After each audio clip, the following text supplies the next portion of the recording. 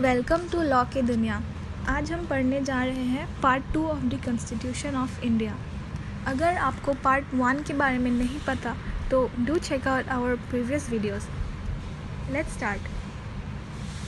Part 2 of the Constitution of India defines the concept of citizenship in India through Articles 5 to 10.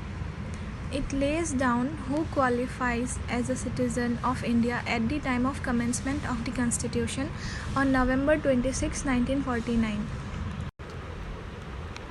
Let's see Article 5 Citizenship at the commencement of the Constitution.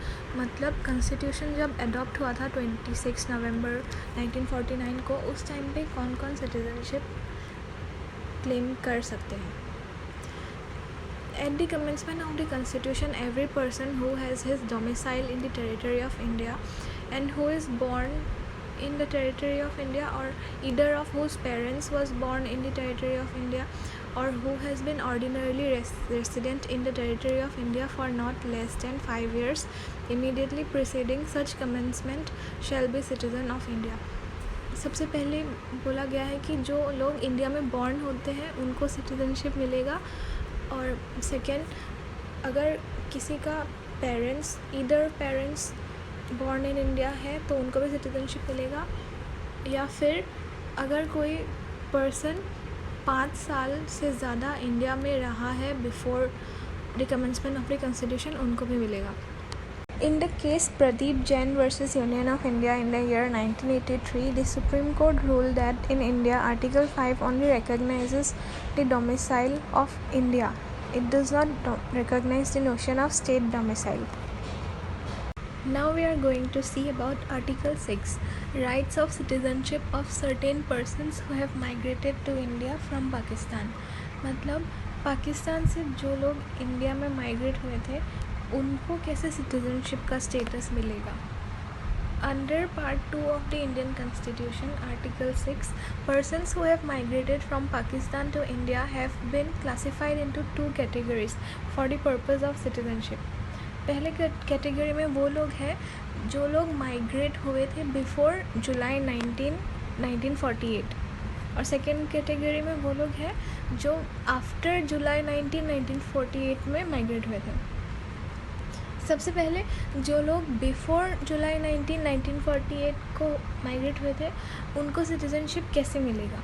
If they one of their parents or grandparents was born in India and have resided in India since their migration.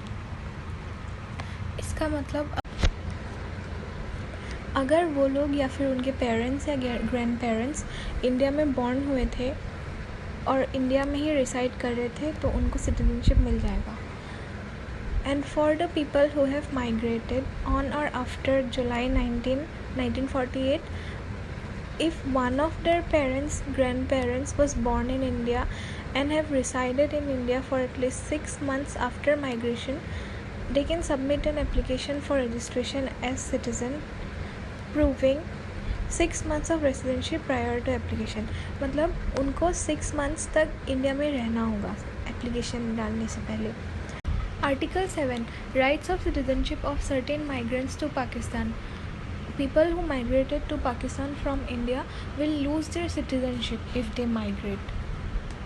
लेकिन अगर वो resettle होना चाहते हैं तो फिर उनको permit लेना होगा. Article 8, Rights of Citizenship of certain persons of Indian origin residing outside India. मतलब NRI people. A person residing in another country will be considered a citizen of India if either of their parents or grandparents was born in India and they have registered as a citizen of India by a diplomat or consular representative of India. अगर कोई Indian origin के लोग अगर foreign में रहते हैं तो फिर उनको सिटीजनशिप कब मिलेगा. अगर उनके पेरेंट्स या ग्रैंड पेरेंट्स इंडिया में बॉर्न हुए थे या फिर उन लोगों ने अपने आप को रजिस्टर किया हुआ है. Article 9, Persons voluntarily acquiring citizenship of a foreign state not to be citizen. मतलब अगर कोई इंसान Indian citizenship voluntarily give up कर देता है तो फिर वो लोग सिटीज़न नहीं कहे जाएंगे.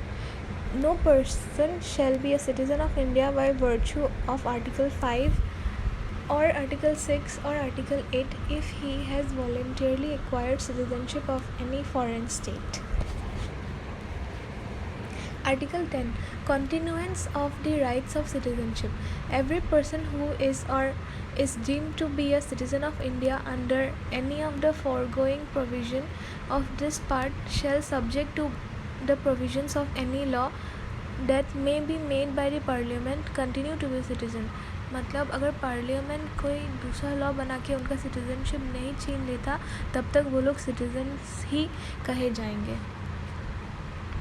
The last article in this part is Article 11. Parliament to regulate the rights of citizenship by law. इसका मतलब पार्लियामेंट के पास पावर है सिटीजनशिप के प्रोविजंस में कोई भी अमेंडमेंट्स लाने के लिए या फिर न्यू लॉज बनाने के लिए. Under Part 2 of Indian Constitution, Article 11, the Parliament is empowered to make any provision with respect to acquisition and termination of citizenship. That's it. Thanks.